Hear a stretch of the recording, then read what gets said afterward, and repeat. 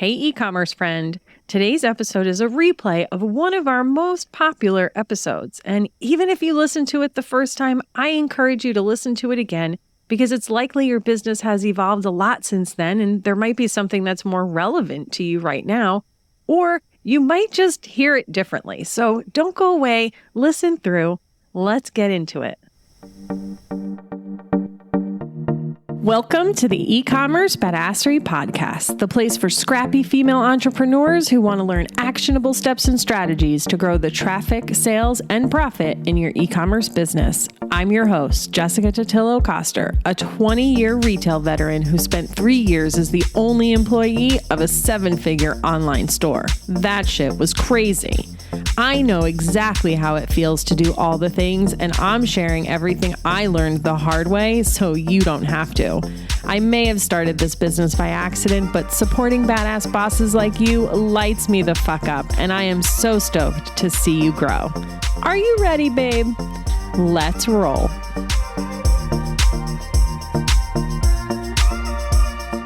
Welcome back to the e-commerce badassery podcast. I'm your host, Jessica Totillo-Coster.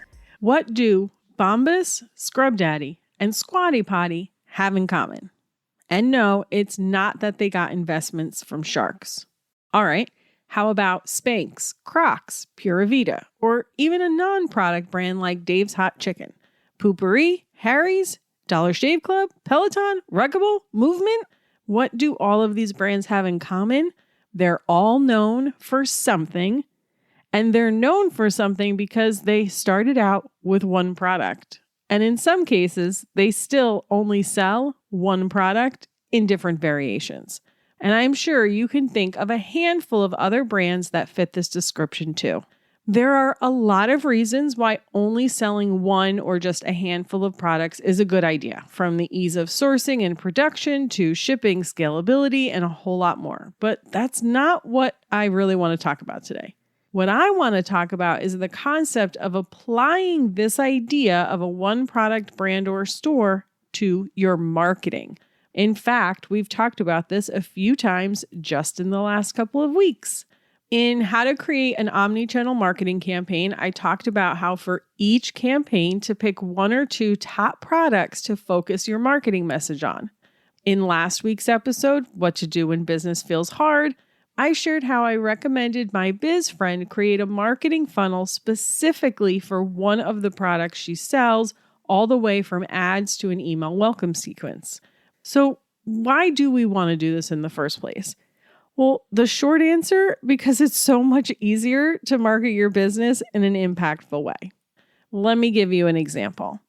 A lounge member, I talked about her either on the podcast or maybe it was just on Instagram. I don't remember. She developed a line of clinically formulated clean skincare for mature women. She only has a handful of products, but there are two that really set her apart from all the skincare brands on the internet. One is a vaginal moisturizer and the other a natural deodorant that actually works. Now, will the same customer buy both of these products? Sure.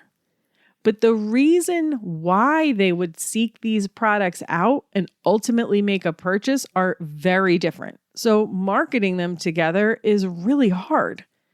Now, considering my background, I'm sure I could come up with something, but it would probably be pretty cringe to talk about those at the same time, right?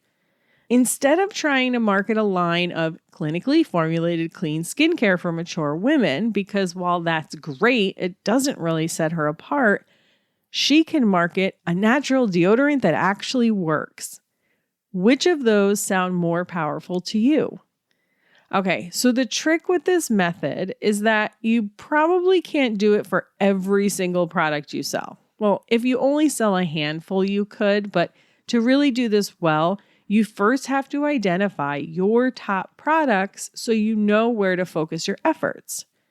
If you're a boutique, a jewelry brand, a home decor store, or any other type of store that sells a lot of products, think of this at a collection level. So when I had my boutique, it was jeans and going out tops.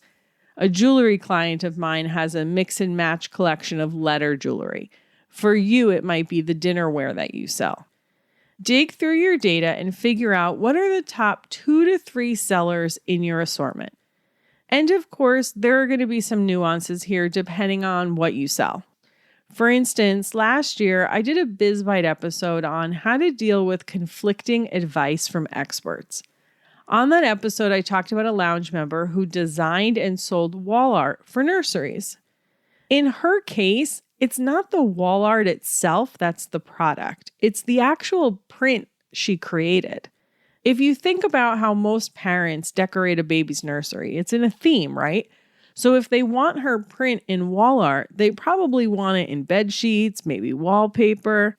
I have another client who puts clever phrases on t-shirts. She has 2 that pretty much outperform all the rest, so she puts those on multiple other products like hats, stickers, and pins. Again, this episode is not about whether or not you should shrink or expand your product line, but I always try and give you as many examples as I can so you can see how these concepts apply to your business. Now that you've identified your top 2 to 3 products, I want you to ask yourself, why would someone buy each of them? Like the vaginal moisturizer and deodorant example, the reasons are likely very different. Taking it back to my biz friend I talked about last week, she has 2 main products, one for mom, one for daughter. In both cases, mom is the one making the buying decision, but the reasons why, completely different. Once you identify what motivates their buying decision, you can create a sales funnel that speaks directly to that and only that, from your organic content to your paid ads and even the follow-up email sequence you send when you get them on your email list. Doesn't that feel easier to just focus on selling one product? It doesn't mean you won't sell your other products or that you're going to miss out on revenue. When I go to Dave's Hot Chicken, I get a side. People who buy Crocs buy Charms. If you're going to buy 1 pair of Bombas socks, you'll probably buy 2. The point is that instead of confusing your customer, trying to talk to them about all of the things, you draw them in by speaking to the exact thing they're looking for, and then sell them more once they're there through an optimized website, cross-sells, bundles, subscriptions, repeat purchases, etc. Even in a brick and mortar store, you don't put everything you sell in the window. You draw them in with the best of the best and then sell them more once they're inside. And look, this doesn't mean you abandon all other marketing you're doing and stop talking about every other product you sell. Not unless you want to. This can be an evergreen marketing campaign that runs in the back end of your business alongside everything else you're doing. Let's use the clinical skincare line example again with the natural deodorant.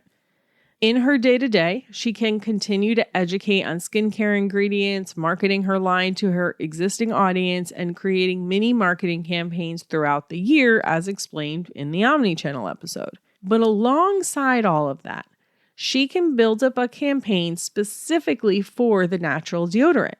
What does that look like? It could be running ads to a blog post with an offer to sign up for her email list where they go through a specific flow designed to sell that deodorant.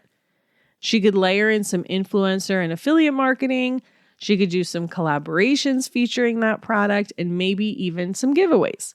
It might even be putting that one product on another sales channel like Amazon, starting wholesale, or even private label if she wants. Ultimately, what exactly you implement in this process is going to depend on so many factors. And there are, of course, tons of podcast episodes that can help you determine what's right for your business and then how to implement those things.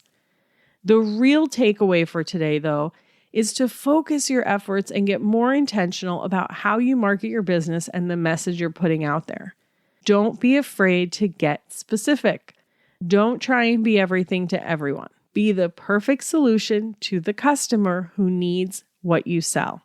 And again, how exactly this looks in your business is going to be different than someone else, and there are a lot of nuances here.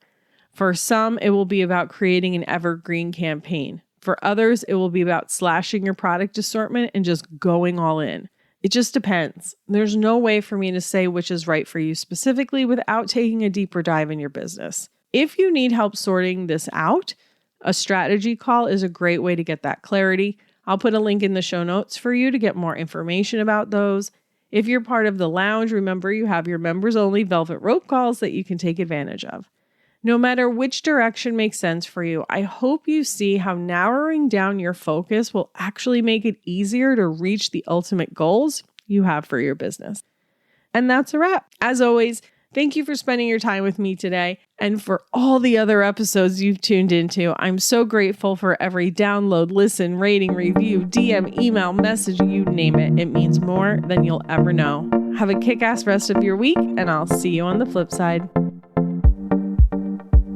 Thank you for listening to today's episode. If you're ready to get the support you deserve and step into your badassery as the CEO of your e-commerce business, then I'd love to support you. Start with the free resource library at ecommercebadassery.com/free stuff and get an invite to the lounge, my e-commerce marketing membership.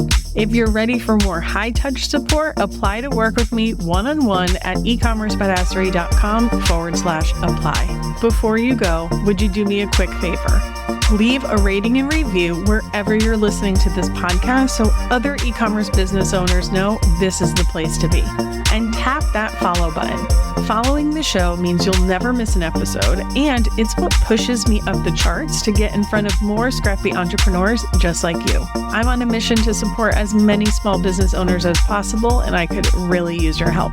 Thanks again for listening. Until next time, e-commerce friend, stay badass.